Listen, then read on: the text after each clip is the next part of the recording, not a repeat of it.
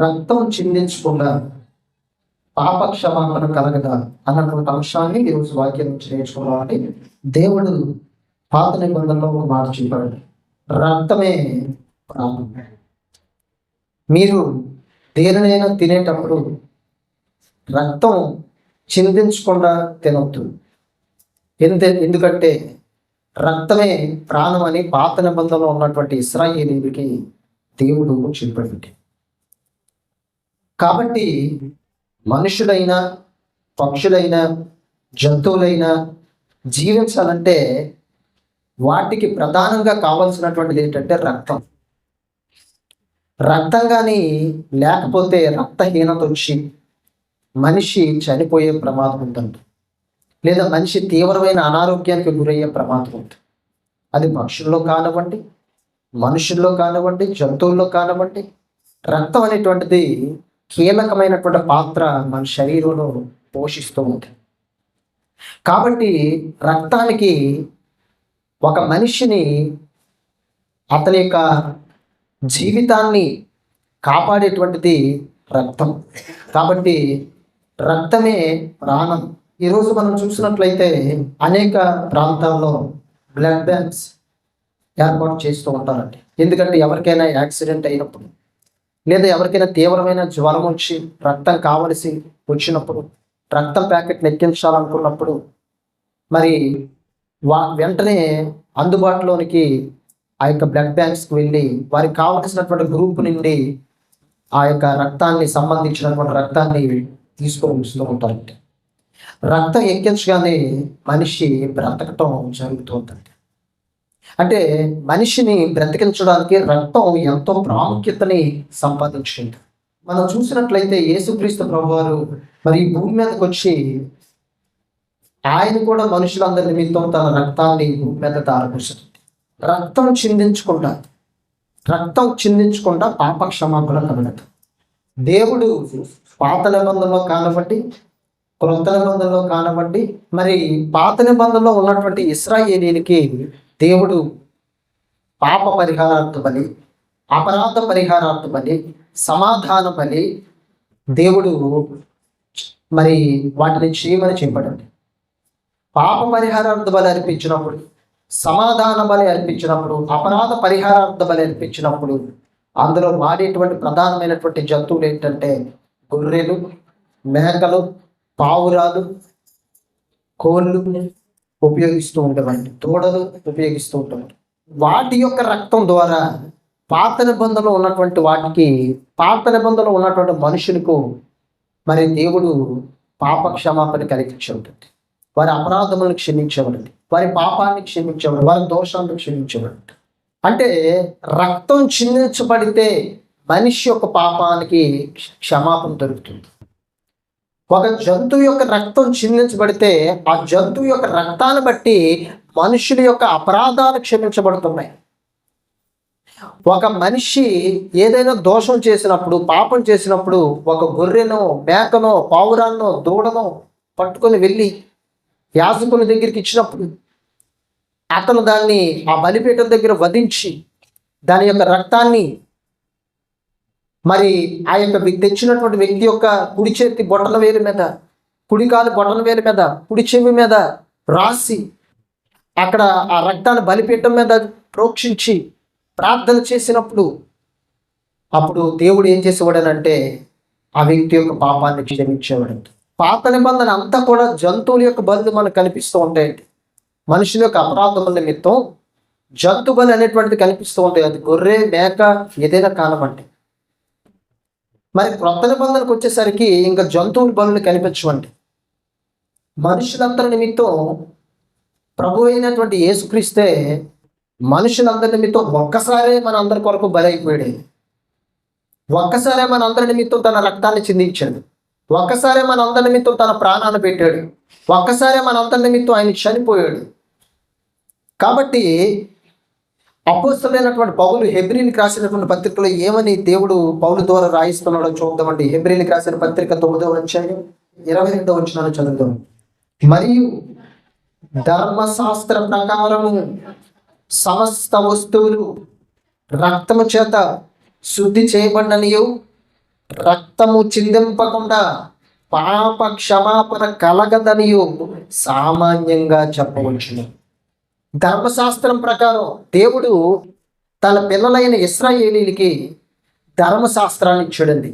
ఈ ధర్మశాస్త్రంలో ఆదికాండం ఉంది, నిర్గమకాండం ఉంది, లేవియాకాండం ఉంది, సంఖ్యాకాండం ఉంది, ద్వితీయోపదేశకాండం ఉందండి. ఈ 5 గ్రంథాలని, ఈ 5 పుస్తకాలని ధర్మశాస్త్రంగా దేవుడు తన పిల్లలైన ఇశ్రాయేలీయులకు ఇచ్చాడండి. ఇందులో దేవుడు తన ప్రజలు ఎలా బ్రతకాలి, ఎలా జీవించాలి, ఏం మాట్లాడాలి, ఎలా ప్రవర్తించాలి, ఎలా నడవాలి, ఏం చెయ్యాలి, ఏం చేయకూడదు, ఏం తినాలి, ఏం తినకూడదు, ఏ విధంగా మరి మనిషి జీవించాలి, ఏ విధంగా జీవించకూడదు, ఇవన్నీ కూడా క్లియర్గా రాసి మోషే ద్వారా తన పిల్లలైన ఇశ్రాయేలీయులకి దేవుడు ఇచ్చాడండి. అందులో ఆజ్ఞలు ఉన్నాయి, విధులు ఉన్నాయి, కట్టడలు ఉన్నాయి. ఇవన్నిటినీ కూడా దేవుడు ఇచ్చాడండి. ఇవన్నిటిని కూడా దేవుడు ఇచ్చాడు. ప్రతి దాన్ని కూడా స్పష్టంగా రాసి తన ప్రజలైన ఇశ్రాయేలీయులకి దేవుడు ఇచ్చాడు.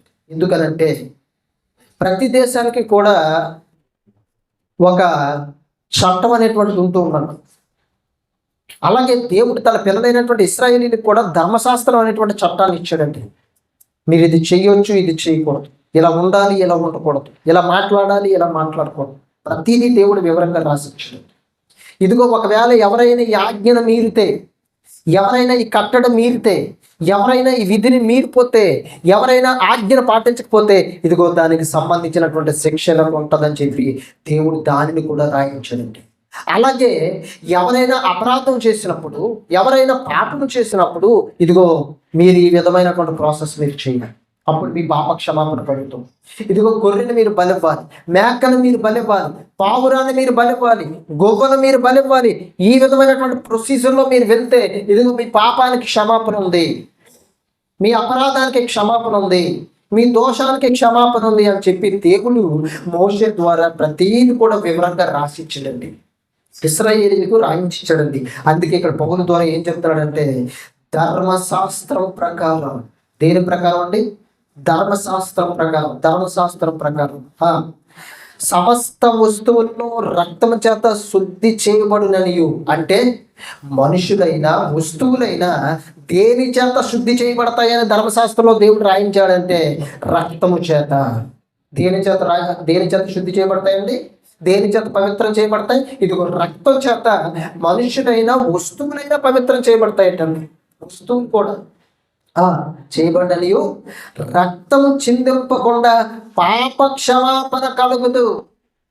అంటే రక్తం చిందిస్తేనే పాప క్షమాపణ. అది మేకైనా రక్తం చిందించాలి, గొర్రెైనా రక్తం చిందించాలి, మరి ఏదైనా దూడైనా దానికి రక్తం చిందించబడాలి. అలాగే పావురం, గొవ్వ ఏదైనప్పటికీ కూడా దానికి రక్తం చిందించబడితేనే పాప క్షమాపణ కలుగుతుంది.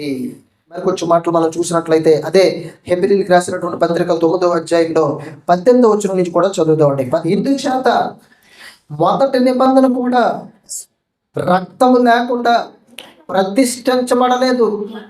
ధర్మశాస్త్రం ప్రకారం మోషే ప్రతి ఆజ్ఞను ప్రజలతో చెప్పిన తర్వాత ఆయన నీళ్లతోనూ రక్తవర్ణం గల గొర్రె బొచ్చుతోనూ హిస్సోపుతోనూ కోడెల యొక్కయు మేకల యొక్కయు రక్తమును తీసుకొని దేవుడు మీ కొరకు విధించిన నిబంధన రక్తం ఇదే అని చెప్పుచు గ్రంథమును ప్రజలందరి మీదను ప్రోక్షించెను. అంటే పాత నిబంధనలో ఏం జరిగింది? పాత నిబంధనలో దేవుడు మోషే ద్వారా ఏమని రాయించాడు? పాత నిబంధనలో దేవుడు మోషే ద్వారా ఏమని ఆజ్ఞను జారీ చేశాడని అంటే అది ధర్మశాస్త్రం. ఇందుచేత మొదటి నిబంధన కూడా రక్తం లేకుండా ప్రతిష్ఠించబడలేదు. అంటే దేవుడు 2 నిబంధనలు చేశాడండి. ఒకటవది పాత నిబంధన అయితే, రెండవది కొత్త నిబంధన. మరి మొదటి నిబంధన కూడా రక్తానికి ప్రాముఖ్యత ఉంది. అది గొర్రెలు కావచ్చు, మేకలు కావచ్చు, మరి పక్షులు కావచ్చు, రక్తానికి ప్రాముఖ్యత ఉంది. చూడండి, రక్తం యొక్క ప్రాముఖ్యతను చెప్తాడండి. రక్తానికి ప్రాముఖ్యత ఉంది. మరి రక్తం లేకుండా ప్రతిష్ఠించబడలేదు మొదటి నిబంధన కూడా. ధర్మశాస్త్ర ప్రకారము మోషే ప్రతి ఆజ్ఞను ప్రజలతో చెప్పిన తర్వాత అన్నాడు. చూడండి, ధర్మశాస్త్రం ప్రకారం, అంటే ధర్మశాస్త్రంలో దేవుడు ఇచ్చినటువంటి ఆజ్ఞలు ఏవైతే ఉన్నాయో ఆ ఆజ్ఞను మోషే ప్రజలతో చెప్పాడు. ఇదిగో దేవుడు ఈ ఆజ్ఞను పాటించమని చెప్పాడు, దేవుడు ఈ ఆజ్ఞను పాటించమని చెప్పాడని మోషే ఆ ఆజ్ఞల గురించి ప్రజలతో చెప్పిన తర్వాతట ఆయన నీళ్లతోనూ రక్తవర్ణము గల గొర్రె బొచ్చుతోనూ హిస్సోపుతోనూ కోడుల యొక్కయో మేకల యొక్కయో రక్తమును తీసుకొని అన్నాడు. అంటే ఇదిగో దేవుడు నిబంధనగా ఈ రక్తాన్ని ఇచ్చాడు. అది కోడెల రక్తం కావచ్చు, మేకల రక్తం కావచ్చు, జంతువుల రక్తం కావచ్చు. నిబంధనగా ఈ రక్తం ఇచ్చాడు. ఇదిగో ఈ రక్తంతో నిబంధన చేశాడు. అబ్రహాముతో దేవుడు నిబంధన చేశాడండి, ఇస్సాకుతో దేవుడు నిబంధన చేశాడండి, యాకోబుతో దేవుడు నిబంధన చేశాడండి. మరి ఇలాగ తన ప్రజలైనటువంటి వారితో దేవుడు నిబంధన చేశాడు. అబ్రహాముతో నిబంధన చేసినప్పుడు అబ్రహాము కూడా ఒక జంతువును బలిచ్చి దాని యొక్క ఖండాలు ఒకదానికొకటి ఎదురుగా పెట్టాడండి, రక్తాన్ని చిందింపు చేశాడు. కాబట్టి మరి మొదటి నిబంధన కూడా రక్తానికి ప్రాముఖ్యత ఉంది పాత నిబంధనలో. అలాగే ఇక్కడ మనం చూసినట్లయితే గొర్రెల యొక్క మేకల యొక్క రక్తంతో ఏం చేసేవాడనంటే తీసుకొని దేవుడు మీ కొరకు విధించిన నిబంధన రక్తం ఇదే అని చెప్పాడంటండి. ఇదిగో ఈ నిబంధన రక్తం ద్వారా మీ పాపాలు క్షమించబడతాయి, ఈ నిబంధన రక్తం ద్వారా మీ దోషాలు క్షమించబడతాయి, ఈ నిబంధన రక్తం ద్వారా మీ అపరాధములు క్షమించబడతాయి అని ప్రజలతో చెప్పాడంట. ఆజ్ఞల గురించి చెబుతూ ఆజ్ఞను ఒకవేళ ఎవరైనా మీరిపోతే ఇదిగో ఈ రక్తం ద్వారా మీకు పాప క్షమాపణ ఉన్నది, ఈ రక్తం ద్వారా మీ అపరాధములు క్షమించబడతాయి అని ఆ రక్తాన్ని గురించి చెబుతూ ఏమన్నాడు చూడండి, గ్రంథం మీదను ప్రజలందరి మీదను ప్రోక్షించెను. ఏం చేశారండి? గ్రంథం మీద ప్రజలందరి మీద ప్రోక్షించేవారట. ఆ రక్తాన్ని, గొర్రెల యొక్క రక్తాన్ని కానివ్వండి, మేకల యొక్క రక్తాన్ని కానివ్వండి, కోడిల యొక్క రక్తాన్ని కానివ్వండి, ప్రజలందరి మీద కూడా చల్లేవారటండి. అంటే దాని అర్థం ఏంటంటే రక్తం మనుషుల మీద చిలకరించబడిన తర్వాత ఆ రక్తాన్ని బట్టి దేవుడు మనుషుల యొక్క అపరాధములు, దోషములు, పాపములు క్షమించాడండి. దేవుడు ఆ రక్తాన్ని బట్టి క్షమించాడండి. 21వ వచనం, అదే విధముగా గుడారం మీదను సేవా పాత్రలన్నిటి మీదను ఆ రక్తము ప్రోక్షించెను. అంటే వస్తువులు కూడా అపవిత్రమైపోయినప్పుడు, గుడారాలు, బట్టలు, ఒకవేళ వస్త్రం కూడా అపవిత్రమైపోయినప్పుడు, ఏదైనా అది వస్తువైనా బట్టలైనా వాడేటువంటి ఏ సేవా పరికరాలైనా అపవిత్రం అయిపోయినప్పుడు వాటి మీద కూడా రక్తం ప్రోక్షించబడాలి. గొర్రెల యొక్క మేకల యొక్క రక్తం ప్రోక్షించబడాలండి. అలా ప్రోక్షించబడితే ఏం జరుగుతుందనంటే అవి పవిత్రం చేయబడుతున్నాయి, అవి పవిత్రం చేయబడతాయి. అలా ప్రోక్షించబడితే పవిత్రం చేయబడతాయండి. అంటే మనుషులు ఒక్కటే కాదు, సేవా పరికరాలు, గుడారము, ప్రజలు, ప్రతిదీ ఒకవేళ అది అపవిత్రంగా ఉంటే అది వాడినటువంటి పాత్ర అయినా సరే దాని మీద రక్తం చిందించబడితేనే అది పవిత్రం చేయబడుతుంది, లేకపోతే పవిత్రం చేయబడుతుంది. దాన్ని దేవుని కొరకు ఉపయోగించుకోవద్దు, దాన్ని దేవుని కొరకు వాడకూడదండి. చూడండి 21వ వచనంలో, అదే విధముగా గుడారం మీదను సేవా పాత్రలన్నిటి మీదను ఆ రక్తము ప్రోక్షించును. 22వ వచనం, మరియు ధర్మశాస్త్ర ప్రకారము సమస్త వస్తువులను రక్తము చేత శుద్ధి చేయబడిననియు. అంటే వస్తువులు కూడా దేని చేత శుద్ధి చేయబడతాయంట? రక్తం చేత. అంటే దేవుని కొరకు ఉపయోగించబడే ప్రతి వస్తువు దేవుని మందిరంలో, దేవుని యొక్క గుడారములో ఉపయోగించబడినటువంటి ప్రతి వస్తువు కూడా ఒకవేళ వస్తువు అపవిత్రమైపోతే, ఒకవేళ వస్తువు అపవిత్రంగా ఎంచబడితే దాని మీద కూడా రక్తం చిందించబడాలి. అంటే ప్రతిదీ వస్తువైనా మనిషి అయినా మరి అపవిత్రుడిగా, అది అపవిత్రమైనదిగా ఎంచబడినప్పుడు దేవుడు ఏం చేశాడంటే మరి మేకల యొక్క, కోడిల యొక్క రక్తాన్ని బట్టి దాన్ని పవిత్రపరిచేవాడండి. రక్తం దాని మీద ప్రోక్షించబడాలి, రక్తం దాని మీద చిందించబడాలి, అప్పుడు దాన్ని పవిత్రంగా ఎంచేవారండి. రక్తము చిందింపకుండా పాప క్షమాపణ కలగదని సామాన్యముగా చెప్పవచ్చు. అంటే పాపానికి క్షమాపణ రావాలంటే రక్తం చిందించబడాలి, పాపానికి క్షమాపణ రావాలంటే రక్తం చిందించబడాలి. పాత నిబంధన అంతా కూడా ఇదే జరిగిందండి. పాత నిబంధన అబ్రహాము దగ్గర నుండి ఇదే జరిగింది. పాత నిబంధన అంతా కూడా రక్తం, గొర్రెల యొక్క, మేకల యొక్క, కోడల యొక్క రక్తం చిందిస్తూనే వస్తూ ఉండేవారండి. రక్తం చిందించబడుతూ ఉండేది. అంటే పాత నిబంధన అంతా జంతువుల యొక్క రక్తం చిందించబడుతూ ఉండేది. జంతువులు మరి ఎన్నో గొర్రెలు బలైపోయాయి, ఎన్నో మేకలు బలైపోయాయి, ఎన్నో కోళ్ళు బలైపోయేవి. మనుషుల యొక్క అపరాధముల నిమిత్తం, మనుషుల యొక్క దోషముల నిమిత్తం ప్రతిది కూడా బలైపోయిందండి. దేవుడు ఆలోచన చేశాడు, మనుషులతో ఇంకొక నిబంధన చేయాలనుకుంటున్నాడు. ఆ నిబంధన ఏంటంటే కొత్త నిబంధన. ఆ నిబంధన ఏంటి? కొత్త నిబంధన. ఆ నిబంధన దేనితో చేశాడు, ఎవరితో చేశాడు, ఎలాగో చేశాడు చూద్దాండి. మత్తయి సువార్త 26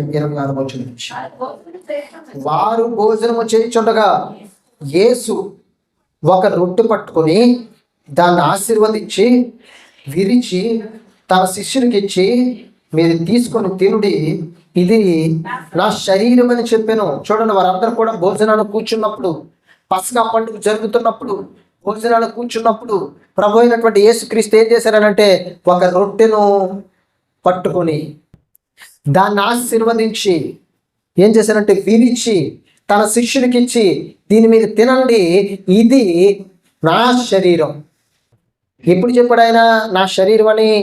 రొట్టె విరవక ముందు కాదు, రొట్టె విరిచిన తర్వాత చెప్పాడండి. ఆశీర్వదించక ముందు కాదు, ఆశీర్వదించిన తర్వాత చెప్పాడు. ఏం చెప్పారండి ప్రభు? ఆ రొట్టె పట్టుకొని దాన్ని ఆశీర్వదించి విరిచి శిష్యులకి ఇచ్చి, ఇది తినండి నా శరీరం. అంటే రొట్టె మామూలుగా ఉన్నప్పుడు రొట్టె అది, కానీ ఎప్పుడైతే ప్రభువు దాన్ని ఆశీర్వదించారో, ప్రభువు దాన్ని విరిచారో, అది దేని స్వరూపంగా మారిపోయింది అని అంటే, దేన్ని అది సూచనగా కనిపిస్తుందంటే, ఇదిగో ప్రభు యొక్క శరీరానికి సూచనగా, ప్రభు యొక్క శరీరంగా అది మార్చబడింది. ప్రభు యొక్క శరీరంగా మార్చబడింది. ఇది నా శరీరం అని చెప్పాడండి. ఏం చెప్పారు ప్రభు అక్కడ? ఇది నా శరీరం అంటే నా శరీరానికి సూచన అని కూడా మరి చెప్పలేదు. చూడండి, నా శరీరానికి ఇది గుర్తు అని కూడా చెప్పలేదు. డైరెక్ట్గా ఏం చెప్పారు? ఆశీర్వదించిన తర్వాత, రొట్టెని విరిచిన తర్వాత ఏం చెప్పారు? ఇది నా శరీరం, ఇది నా శరీరం అంటే డైరెక్ట్గా చెప్పారు, ఈ రొట్టె నా శరీరం, దీన్ని మీరు తినండి. 27 వచనం, మరియు ఆయన గిన్నె పట్టుకొని కృతజ్ఞతాస్తుతులు చెల్లించి వారికి ఇచ్చి, దీనిలో మీరందరూ త్రాగుడి, ఇది నా రక్తం. ఏం చెప్పారండి? వెంటనే ద్రాక్ష రసంతో నిండుకున్నటువంటి ఒక గిన్నె ఆయన పట్టుకున్నాడు. పట్టుకొని కృతజ్ఞతాస్తుతులు చెల్లించారు. కృతజ్ఞతాస్తుతులు చెల్లించి ఏం చెప్పారు? దీనిలో మీరందరూ త్రాగండి అంటే, ఆ గిన్నె పట్టుకొని, ఆ గిన్నెలో ద్రాక్ష రసంతో నింపబడినటువంటి ఒక గిన్నె ఉంది. ఆ గిన్నెని పట్టుకొని కృతజ్ఞతాస్తుతులు తండ్రి అయిన దేవునికి చెల్లించి, దీనిలో మీరందరూ కూడా త్రాగండి అని చెప్పి ఏం చెప్పారు తెలుసండి? ఇది నా రక్తం అని డైరెక్ట్గా చెప్పారు. చూడండి, అంటే కృతజ్ఞతలు చెల్లించక ముందు అది కేవలం ద్రాక్షరసం, గ్రేప్ జ్యూస్ అది. కానీ కృతజ్ఞతలు చెల్లించిన తర్వాత క్రీస్తు రక్తం అండి. అర్థమైందా? కృతజ్ఞతలు చెల్లించక మునుపు అది కేవలం వట్టి ద్రాక్షరసం మాత్రమే. కానీ ప్రభువు ఎప్పుడైతే దాన్ని పట్టుకొని కృతజ్ఞతాస్తుతులు చెల్లించారో, అప్పుడు అది క్రీస్తు రక్తంగా మార్చబడింది. ఇప్పుడు మన దగ్గర ద్రాక్షరసం ఉంది, రొట్టె ఉంది. ప్రార్థన చేయక మునుపు, కృతజ్ఞతాస్తుతులు చెల్లించక మునుపు, దాన్ని విరవక మునుపు, ఏమండి దేవా ఈ రొట్టెని మీరు ఆశీర్వదించమని చెప్పక మునుపు అది కేవలం రొట్టె మాత్రమే, అది కేవలం ద్రాక్షరసం మాత్రమే. కానీ ఎప్పుడైతే ఆ రొట్టెను మనం ప్రభువు పేరట ఆశీర్వదించమని ప్రభువుని అడుగుతామో, ఎప్పుడైతే దాన్ని విరుస్తామో, అది క్రీస్తు శరీరం. అలాగే ద్రాక్షరసంతో నింపబడినటువంటి ఆ పాత్ర ఏదైతే ఉందో, ఆ పాత్రను పట్టుకొని దేవానికి కృతజ్ఞతాస్తుతులు అని చెప్పి ఎప్పుడైతే చెబుతామో, అప్పుడు అది ప్రభు రక్తంగా మార్చబడుతుంది. ప్రభు రక్తంగా మార్చబడుతుంది అంటే ప్రార్థన చేసిన తర్వాత, కృతజ్ఞతాస్తుతులు చెల్లించిన తర్వాత, విరిచిన తర్వాత, ఆశీర్వదించిన తర్వాత, ప్రభువు దాన్ని ఆశీర్వదించిన తర్వాత అది క్రీస్తు శరీరంగాను, క్రీస్తు యొక్క రక్తంగాను మార్చబడుతూ ఉంది. ప్రభువు చెప్పారు, ఇది నా రక్తం, ఇది నా రక్తము అనగా పాప క్షమాపణ నిమిత్తము అనేకుల అనేకులు కొరకు చిందించబడుతున్న నిబంధన రక్తం అని చెప్పారు చూడండి. ఇందాక హెబ్రీలకు రాసిన పత్రికలు ఏం చదువుకున్నాం? మొదటి నిబంధనలో కూడా రక్తం ఉపయోగించబడిందని చెప్పారు. ఆ యొక్క రక్తం ఆజ్ఞను మోషే చెప్పిన తర్వాతట మరి రక్తవర్ణం కలిగినటువంటి గొర్రెబొచ్చుతోనూ హిస్సోపుతోనూ ఆ రక్తాన్ని తీసుకొని వచ్చి ప్రజలందరి మీద కూడా చల్లాడని చెప్పారండి. ప్రజలందరి మీద కూడా చల్లారు. అంటే ఆ యొక్క ఒక గొర్రెబొచ్చును తీసుకొని వచ్చి ఆ రక్తంలో ముంచి ప్రజల మీద ఇలా చల్లేవారండి. ఒక రకమైనటువంటి హిస్సోపు ఆ మొక్కను లేదా చెట్టుని తీసుకొని వచ్చి దాని పెద్ద కుంచిని తయారు చేసి ఆ కుంచిని నీటిలో ముంచి ప్రజల మీద ఇలా చిలకరించేవారు. అంటే దాని అర్థం ఏంటంటే ఆ రక్తం ఎవరెవరి మీద అయితే పడేదో ఆ రక్తపు బిందువులు, గొర్రెల యొక్క, మేకల యొక్క, కోళ్ళ యొక్క రక్తం ఎవరెవరి మీద అయితే ఆ రక్తపు బిందువులు పడేవో వారందరూ కూడా అపరాధాల నిమిత్తం, దోషాల నిమిత్తం పాప క్షమాపణ పొందినటువంటి వారు. దేవుడు వారిని క్షమించేవాడు. అంటే రక్తం చిందించబడకుండా, అందుకే చెప్తాడు ధర్మశాస్త్రం ప్రకారం రక్తం చిందించబడకుండా పాప క్షమాపణ కలగదని సామాన్యముగా చెప్పవచ్చును అని చెప్పాడండి. సామాన్యంగా చెప్పవచ్చును. కాబట్టి ఇక్కడ మనం చూసినట్లయితే ప్రభు అయినటువంటి యేసుక్రీస్తు కూడా ఏం చేశారు? పాత నిబంధనలో గొర్రెలు, మేకలు, కోళ్ళు రక్తం ఏమో ఆ విధంగా మనుషుల యొక్క పాపాలు క్షమిస్తే, మనుషుల యొక్క పాపాల నిమిత్తం చిందించబడితే, ఇప్పుడు ప్రభు ఏం చెప్తున్నారంటే ద్రాక్షరసానికి ప్రార్థన చేసి, ద్రాక్షరసానికి కృతజ్ఞతాస్తుతులు చెల్లించి శిష్యులతో ఏం చెప్పారంటే నా రక్తం ఇది త్రాగండి అని చెప్పారండి. అక్కడ ఉన్నటువంటి శిష్యులు రొట్టెని శరీరంగా ఇచ్చాడు ఆయన, ద్రాక్షరసాన్ని ఏమో నా రక్తం అని ఇచ్చాడు ఆయన, నా రక్తం అని ఇచ్చాడు.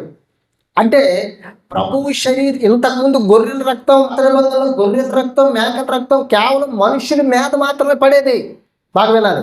ఆ హిస్సోపు కుంచుతో ఇలా చిలకరించినప్పుడు మనుషుని శరీరం మీద మాత్రమే రక్తం పడేది, బట్టలు, అది కూడా గొర్రెలది, మేకలది, కోలిది. కానీ ఇప్పుడు ప్రభు ఏం చెప్తున్నాడు? రక్తం మీ మీద ఉండడం కాదు, రక్తం నా రక్తం ఇప్పుడు ఇవ్వబోతున్న రక్తం గొర్రెలతో, మేకలతో, కోలతో కాదు. ఇదిగో నా రక్తం, డైరెక్ట్గా నా రక్తాన్ని ఇస్తున్నాను మీకు. నాది, నా రక్తం, నా పరిశుద్ధమైన రక్తాన్ని ఇస్తున్నాను. ఈ రక్తం మీ శరీరాల మీద గొర్రెలు, మేకలు, కోళ్ళ రక్తాల వలె మీ శరీరం మీద ఉండకూడదు. ఈ రక్తం ఎక్కడ ఉండాలంటే నీ లోపల ఉండాలి. ఏంటి? ద్రాక్షరసం త్రాగుతున్నప్పుడు శరీరం మీద ఉంటుందా, శరీరం లోపల ఉంటుందా? ప్రభువు యొక్క రక్తం త్రాగుతున్నప్పుడు ప్రభు మన శరీరం మీద, బట్టల మీద, ఒంటి మీద ఉంటుందా, లోపలికి కడుపులోకి వెళ్తుందా? అంతే కదా, మన శరీరం లోపలికి వెళ్తుంది కదా. ప్రభు అదే చెప్తున్నారండి. ఇంతకు మునుపు కేవలం ఆ యొక్క రక్తం అనేటువంటిది మీ శరీరం మీద ఉండేది, చిలకరించబడేది, ప్రోక్షించబడేది, వస్తువుల మీద ప్రోక్షించబడేది. దాన్ని బట్టి వారు పవిత్రులుగా మార్చబడేవారు. కానీ ఇప్పుడు అలా కాదు. ఈ కొత్త నిబంధనలో అలా కాదు. కొత్త నిబంధనలో రక్తం శరీరం మీద ఉండటం కాదు, శరీరం లోపల ఉండాలి. ఎందుకంటే ఈ రక్తం జంతువుంది కాదు, ఈ రక్తం నాది, పరిశుద్ధమైన రక్తం అని ప్రభువు చెప్తున్నారంటే దాని యొక్క నిగూఢమైనటువంటి అర్థం అండి. అది దాని యొక్క నిగూఢమైనటువంటి అర్థం. దాన్ని చాలా లోతుగా ఆలోచన చేయాలండి, చాలా లోతుగా ఆలోచన చేయాలి. ఇంతకుముందు మేకల రక్తాన్ని ఏమో చిలకరించేవారు, ఒక రకమైనటువంటి బ్రష్ లాంటిది పట్టుకొని అందులో ముంచి ఆ హిస్సోపుని ఇలా చిలకరించేవారు జనాల మీద. ఆ రక్త బిందువులు పడేవి, శరీరం మీద ఉండేవి, శరీరం మీద ఉండేవి. మరలా స్నానం చేసినప్పుడు వదిలేసేవారు.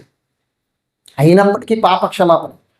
కానీ ఇప్పుడు ప్రభు యొక్క రక్తం, ఆయన శరీరంలో నుంచి కార్చబడినటువంటి పవిత్రమైన రక్తం శరీరం మీద కాదు. రెండవ కొత్త నిబంధనలో శరీరం మీద కాదు, ఎక్కడ ఉండాలి? శరీరం లోపల ఉండాలి. నీ శరీరంలో కలవాలి, నీ రక్తంలో కలవాలి, నీ మాంసంతో కలవాలి, నీ దేహంలో కలవాలి, నీ దేహంలో కలవాలి. అదండి ప్రభు చెప్పినటువంటి నిగూఢమైన సత్యం. ప్రభు చెప్పినటువంటి నిగూఢమైన సత్యం ఏమని చెప్తున్నాడు చూడండి 28వ వచనంలో, ఇది నా రక్తము అనగా పాప క్షమాపణ నిమిత్తము అనేకుల కొరకు చిందింపబడుచున్న నిబంధన రక్తం అనే దగ్గర ఒక మాట చెప్పారు చూడండి, క్రొత్త నిబంధన అన్నాడండి. ఇంతకుముందు అంతా కూడా హెబ్రీయులకు రాసిన పత్రికలో మనం చదువుకున్నటువంటి నిబంధన ఏ నిబంధన? అది పాత నిబంధన. కానీ ఇప్పుడు 2000 సంవత్సరాల కింద ప్రభు వచ్చిన తర్వాత ఏ నిబంధన ఇవ్వబడింది? క్రొత్త నిబంధన. పాత నిబంధన ఏమో జంతువుల రక్తంతో చేయబడితే, క్రొత్త నిబంధన ఏమో డైరెక్ట్గా తన కుమారుడైన యేసుక్రీస్తు రక్తంతోనే చేయబడింది. ఈ రక్తం శరీరం మీద ఉండేది కాదు, శరీరం లోపలికి వెళ్ళేది. ఈ రక్తం చిలకరించబడేది కాదు, ఈ రక్తం లోపల లోపలికి వెళ్ళి మన శరీరంలో ఉండేది, మన రక్తంతో కలిసేది, మన యొక్క దేహంలో కలిసేది. ఎందుకోసం ఈ రక్తం చిందించుతున్నాడని ప్రభు చెప్తున్నాడు అక్కడ, అనేకుల పాప క్షమాపణ నిమిత్తం అన్నాడండి. ఊరికినే చిందించలేదు ఆయన. తన రక్తం ఎందుకు చిందించబడుతుందంటే అనేకులకి పాప క్షమాపణ రావాలి, అనేకులకి పాప క్షమాపణ రావాలి. అంటే ఎవరైతే ప్రభు అయినటువంటి యేసుక్రీస్తుని రక్షకుడుగా, ప్రభువుగా అంగీకరించి సువార్తను నమ్మి, సువార్తను విని, విశ్వసించి ప్రభువు దగ్గరికి వచ్చి దేవా నేను పాపిని అని ఒప్పుకొని మారు మనసు పొంది తండ్రి కుమార పరిశుద్ధాత్మ నామంలో బాప్తిసం తీసుకుంటారో అప్పుడు యేసుక్రీస్తు రక్తం వారి ప్రతి పాపాన్ని కడిగి వేసి అనీతిమంతులుగా ఉన్న మనల్ని నీతిమంతులుగా యేసుక్రీస్తు రక్తం మారుస్తుంది. అదే చెప్పారు చూడండి, మరొకసారి చదువుతుందండి. ఇది నా రక్తము అనగా పాప క్షమాపణ నిమిత్తము అనేకుల కొరకు చిందించబడుతున్న నిబంధన రక్తము అని చెప్పాడండి. నిబంధన అనే పదం ఉపయోగించారు యేసుక్రీస్తు అక్కడ. ఎందుకు? అంతవరకు వాళ్ళకు ఉన్నది ఒకటే నిబంధన, ఆ పాత నిబంధన పట్టుకొని వచ్చారు. కానీ ఇప్పుడు వచ్చేసరికి నిబంధన మార్చాడు ఆయన. అంటే నిబంధన చేంజ్ అయిపోయింది. పాత నిబంధన ప్రకారం ఇంకా గొర్రెలు కానీ మేకలు కానీ అర్పించాల్సిన అవసరం లేదు, కోళ్ళు అర్పించాల్సిన అవసరం లేదు, పక్షులు అర్పించాల్సిన అవసరం లేదు. ఇప్పుడు ఈ రక్తం డైరెక్టర్గా ప్రభువే అర్పిస్తున్నాడు, డైరెక్టర్గా ఆయనే మరణిస్తున్నాడు, డైరెక్టర్గా ఆయనే తన సొంత రక్తాన్ని చిందిస్తున్నాడు. ఎందుకనంటే నిబంధనను మార్చాడు ఆయన, రూల్ మార్చాడు ఆయన, చట్టాన్ని మార్చాడు ఆయన, నిబంధన మార్చాడు. ఈ నిబంధనలో ప్రభువే మన కొరకు ప్రాణం పెట్టాడు, ఈ నిబంధనలో ప్రభువే మన కొరకు రక్తం కార్చాడు, ఈ నిబంధనలో ప్రభువే మన కొరకు రక్తాన్ని చిందించాడు. ఈ రక్తం ఏదో ఒక కుటుంబానికో ఏదో ఒక వ్యక్తికో చెందినటువంటిది కాదు. ఈ రక్తం మనుషులందరి కొరకు కూడా కార్చాడు. చూడండి, కొత్త నిబంధన, పాత నిబంధన ఏమో అది కొంతమంది వ్యక్తులకు వర్తించేది. ఎవరు పాపం చేస్తే వాళ్ళు, ఎవరు అపరాధం చేస్తే వాళ్ళు, ఎవరు దోషం చేస్తే వాళ్ళు మేకను పట్టుకొని వెళ్ళేవారు, లేదా ఒక దూడను పట్టుకొని వెళ్ళేవారు, వాళ్ళకి మాత్రమే. కానీ కొత్త నిబంధనలో ఉన్న రక్తం, యేసుక్రీస్తు రక్తం ఏంటంటే ఒక్కరికో ఇద్దరికో, ఒక కుటుంబానికో, 10 మందికో, ఒక సమాజానికో కాదు, యావత్ భూమి మీద ఉన్నటువంటి ప్రజలందరి వరకు కూడా ఒకేసారి కలువరి శిలువలో ప్రభు యేసుక్రీస్తు తన రక్తం అంతటిని కూడా భూమి మీద చిందించాడు. ఎందుకంటే పాప క్షమాపణ కొరకు, పాప క్షమాపణ కొరకు, పాపాన్ని క్షమించడం కొరకు. మీరు విషయాన్ని అర్థం చేసుకోవాలి. నువ్వు మారు మనసు పొందావు, బాప్తిసం తీసుకోవడానికి సిద్ధపడ్డావు, అప్పుడు నీటిలోనికి వెళ్ళి యేసుని ప్రభువుగా రక్షకుడిగా అంగీకరించి మరణాంతం వరకు కూడా ప్రభు దగ్గర సాక్షిగా నమ్మకమైన వ్యక్తిగా జీవిస్తావనే దేవుని ముందు చెబుతూ దేవుని తండ్రి కుమార పరిశుద్ధాత్మ నామములో బాప్తిసం తీసుకున్నారు అనుకోండి. అప్పుడు నువ్వు గ్రహించవలసిన విషయం ఏంటంటే ప్రభువు రక్తం నీ కొరకు ఏం చేయబడింది? చిందించబడి నిన్నేం చేసింది? పాపం నుండి కడిగి వేసింది, అపరాధం నుండి కడిగి వేసింది, దోషం నుండి కడిగి వేసింది. నీ యొక్క ప్రతి ఒక్క పాపం నుండి నిన్ను పవిత్రునిగా, సమస్త దుర్నీతి నుండి నేను పవిత్రునిగా, పవిత్రురాలుగా చేసింది యేసుక్రీస్తు రక్తం. నిన్ను కొత్తగా జన్మింపచేసింది, నేను మరలా ఒక క్రొత్తమైన వ్యక్తిగా, నీతిమంతురాలుగా యేసుక్రీస్తు రక్తం చేసింది, యేసుక్రీస్తు రక్తం చేసింది. కాబట్టి ఇక్కడ చెప్తున్నాడు ప్రభు, ఏమని చెప్తున్నారంటే ఇది నా రక్తము అనగా పాప క్షమాపణ నిమిత్తం అనేకుల కొరకు చిందించబడుతున్న నిబంధన రక్తం అన్నాడు. అంటే దేవుడు ఎన్నో ఏళ్ళుగా పాత నిబంధనలో అనేక మంది ఇశ్రాయేలీలు ఉండగా దేవుడు రెండోసారి చేసిన నిబంధన మనుషులందరితో.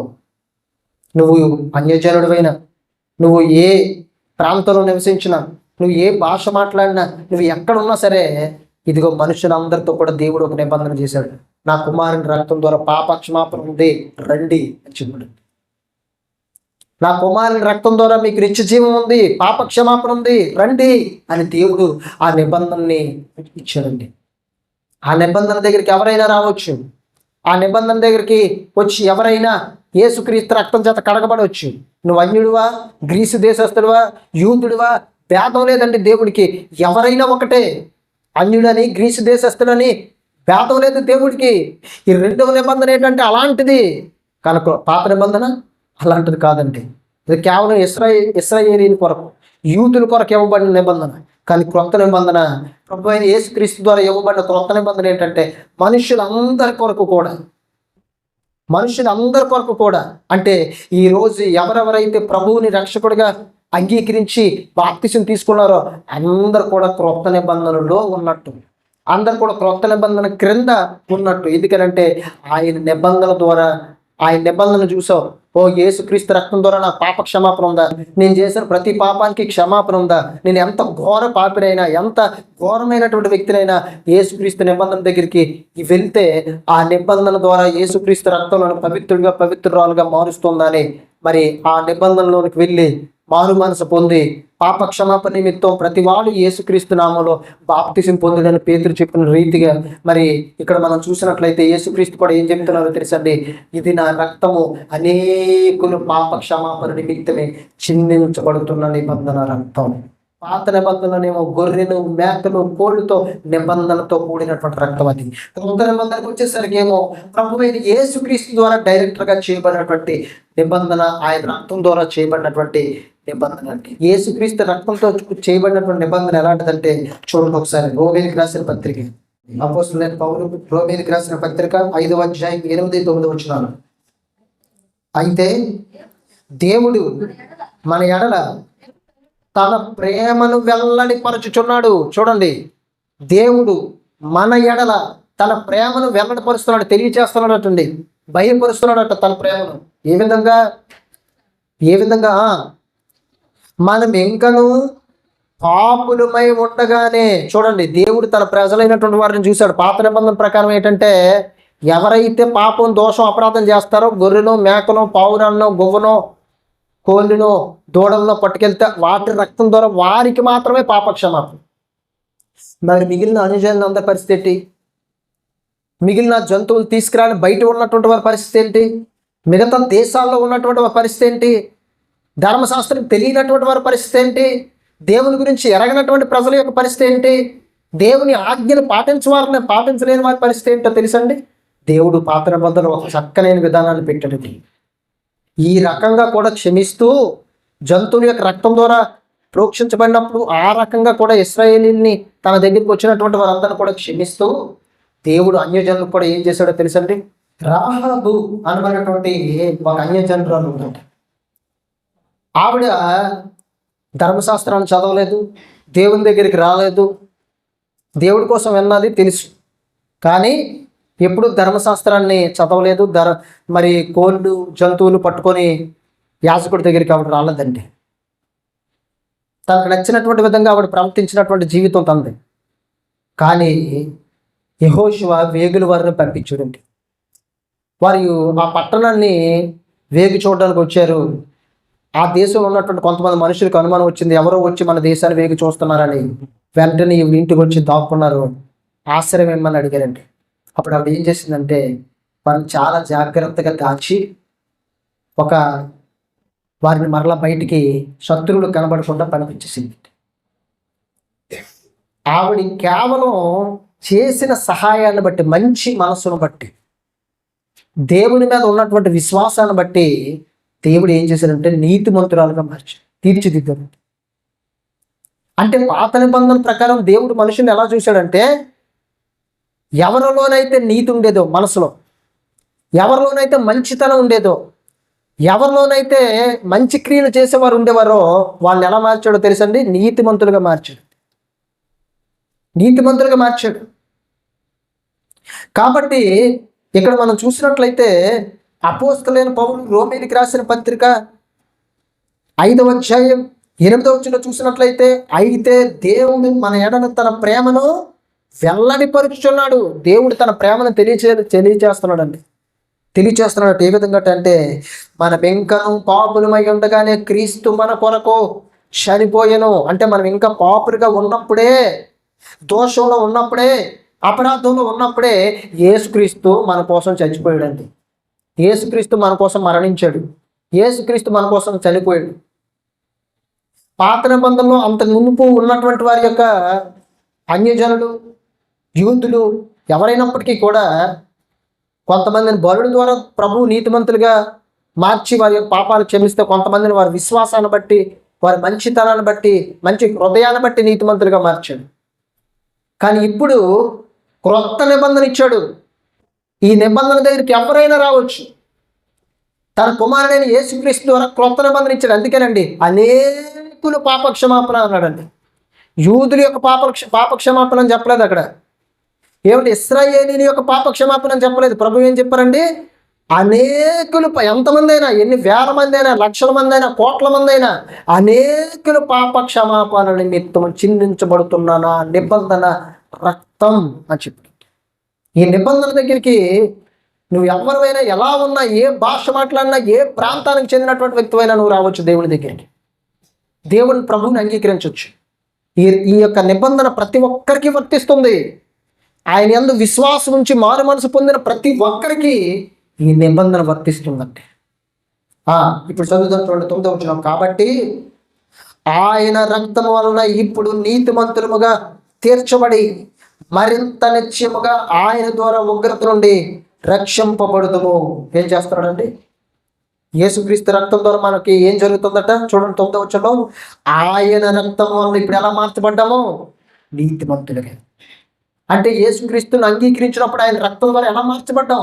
నీతిమంతులుగా మార్చబడ్డామండి. యేసుక్రీస్తు రక్తం వల్ల కడిగి దుర్నీతి అంతా కూడా తీసేసి నీతిమంతురాలుగా మనల్ని మార్చింది. తీర్చబడి మరింత నిశ్చయముగా ఆయన ద్వారా ఉగ్రత నుండి ఏం చేయబడుతున్నాం అంటే రక్షించబడుతున్నాం. అంటే యేసుక్రీస్తు రక్తం దేవుని ఉగ్రత నుండి ఏం చేసింది? మనల్ని రక్షించిందంటే. చూసారా? గొర్రెల మేకల రక్తం దేవుని ఉగ్రత నుండి వాళ్ళని రక్షించలేదు. కానీ యేసుక్రీస్తు రక్తం గొర్రెల మేకల రక్తం కంటే అమూల్యమైనటువంటి రక్తం. మనిషి యొక్క రక్తం గొర్రెల కంటే, పక్షుల కంటే మీరు ఎంతో శ్రేష్ఠులు అని చెప్పాడండి దేవుడు. కాబట్టి శ్రేష్టమైనటువంటి మనిషిగా యేసుక్రీస్తు భూమి మీదకు వచ్చి తన ప్రాణాన్ని పెట్టి తన రక్తాన్ని కాచి మన కొరకు ఆయన చనిపోయాడు. ఆయన కాచినటువంటి రక్తం ఏం చేసిందంటే నీతివంతులుగా మార్చింది ఒకటి. రెండవది ఏం చేసిందంటే దేవుని ఉగ్రత నుండి మనల్ని ఏం చేసిందంటే యేసుక్రీస్తు రక్తం తప్పించిందండి, రక్షించింది, కాపాడింది. రక్తం చిందింపబడకుండా పాప క్షమాపణ ఉండదని సామాన్యంగా చెప్పవచ్చును అని మరి అపోస్తలుడైన పౌలు హెబ్రీయులకు రాసిన పత్రికలో ఇందాక మనం చదువుకున్నాం. అంటే యేసుక్రీస్తు రక్తం ద్వారా మనుషులకి, భూమి మీద ఉన్న యావత్ మనుషులందరికీ కూడా విశ్వాసం నుంచి మారు మనసు పొంది బాప్తిసం తీసుకున్న యావత్ మందికి కూడా ఏం చేయబడుతుందంటే పాప క్షమాపణ కలుగుతుంది. పాప క్షమాపణ కలుగుతుంది. కాబట్టి యేసుక్రీస్తు అందుకే శిలువలో మన కొరకు రక్తాన్ని చిందించాడు. ధర్మశాస్త్రం ప్రకారం రక్తం చిందింపబడకుండా పాప క్షమాపణ కలగదని సామాన్యముగా చెప్పొచ్చు. అంటే దేవుని ఉద్దేశంలో ఒక మనిషి పాపం చేసినప్పుడు గొర్రెల మేకల రక్తాన్ని చూసి మనుషులు చాలా కాలం అయ్యో నా కోసం ఈ జంతువు చచ్చిపోయిందని బాధపడి పాపం చేయకుండా ఉండేవారు. కానీ అది అలవాటుగా మారిపోయింది. కానీ క్రొత్త నిబంధనకు వచ్చేసరికి ఇంకా జంతువులు కాదు కానీ మనిషినే బలిస్తే, నా కుమారుణ్ణే బలిస్తే అని దేవుడు మనిషిని, తన కుమారుడైన యేసుక్రీస్తుని బలించాడు. ఇప్పుడు నీ కొరకు చిందించబడుతున్న యేసుక్రీస్తుని చూస్తూ నువ్వు జీవించాలి. నీ కొరకు రక్తాన్ని చిందించి ప్రాణం పెట్టిన ప్రభువును చూస్తూ నువ్వు జీవించాలి. అరే నా కొరకు నా ప్రభు శిలువలో ప్రాణం పెట్టాడు, నా కొరకు నా ప్రభు శిలువలో మరణించాడు, నా కొరకు నా అపరాధములు, దోషములు, పాపము నిమిత్తం ఆయన ఏ పాపం చేయనప్పటికీ, ఏ దోషం చేయనప్పటికీ, ఏ అపరాధం చేయనప్పటికీ నా పాపాల నిమిత్తం ఆయన వెల చెల్లించాడు. నా పాపాల నిమిత్తం, నా పాప క్షమాపణ కొరకు ఆయన రక్తాన్ని చిందించాడు అని మన ప్రభువుని జ్ఞాపకం చేసుకోవాలండి. మన చేతికి రొట్టె ఇచ్చినప్పుడు, ద్రాక్షరసం ఇచ్చినప్పుడు ప్రభువుని మనం ఏం చేయాలి? జ్ఞాపకం చేసుకోవాలండి, జ్ఞాపకం చేసుకోవాలి. అది ప్రభు 2000 సంవత్సరాల కిందట ఆయన రక్తం చిందించబట్టే కదా ఈరోజు పాప క్షమాపణ కలిగింది. ప్రభు తన శరీరం విరవబడబట్టే కదా, ఆయన శరీరం కొట్టబడబట్టే కదా పాపం అనే రోగం నుండి నాకు స్వస్థత కలిగింది అని ప్రభువుని మనం ఏం చేయాలి? జ్ఞాపకం చేసుకోవాలి. అంటే రొట్టె నీ చేతికి ఇవ్వబడినప్పుడు, ద్రాక్షరసం నీ చేతికి ఇవ్వబడినప్పుడు, ప్రభువా నా కొరకు నువ్వు ఆ దినాన్ని కొట్టబడబట్టే, ఆ దినాన్ని నువ్వు శ్రమ పడబట్టే, ఆ దినాన్ని నా కొరకు రక్తం చిందించబట్టే ఈరోజు నేను పాపిగా ఉన్న నన్ను నువ్వు పవిత్రుడుగా, పవిత్రురాలుగా, నీతిమంతురాలుగా మార్చావు. నీకు స్తోత్రాలని ప్రభువుని మనం ఏం చేయాలంటే జ్ఞాపకం చేసుకోవాలండి. ప్రభువుని మనం ఏం చేయాలి? జ్ఞాపకం చేసుకోవాలి. జ్ఞాపకం చేసుకోవాలండి. కాబట్టి ఈరోజు సంఘం లేదా ఎవరైతే ప్రభువుని అంగీకరించారో వాళ్ళందరూ కూడా క్రొత్త నిబంధన కింద ఉన్నట్టు ఇది అందరికీ వర్తిస్తుంది. ఆ రోజుల్లో రక్తం మీదనే ప్రోక్షించబడేది, కానీ ఇప్పుడు రక్తాన్ని త్రాగుతున్నావు. నీ లోపలికి వెళ్తుంది ప్రభు రక్తం, నీ రక్తంలో కలుస్తుంది ప్రభు రక్తం, నీ దేహంలో కలుస్తుంది, నీ మాంసంలో కలుస్తుంది ప్రభు రక్తం. కాబట్టి ప్రభువులాగే జీవించడానికి, ప్రభువును పోలి జీవించడానికి మనం ముందుకు సాగిపోవాలి.